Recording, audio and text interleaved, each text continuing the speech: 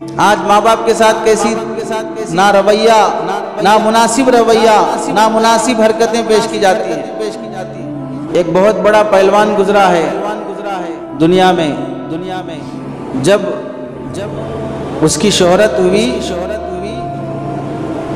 बहुत मशहूर हो गया, तो उसने एक मर्तबा अपनी माँ से, उसकी माँ उसे किसी गलती पर डांट रही थी, तंबी कर रही थी, पुकार ले रही थी, तो वो पहलवान कहने लगा कि खामोश रे बुड्ढी, खाली नाक पे उंगली रख दिया तो मर जाती। तो माँ ने कुछ जवाब नहीं दिया। घर में गई, बच्चा पैदा होने के बाद सबसे पहले जिस ट्रे में, जिस झूले में डाल के लाते दिखाने के लिए, तो वो जो प्लास्टिक का या पीतल का जो भी ट्रे था वो लेके आई, लाके दिखाई।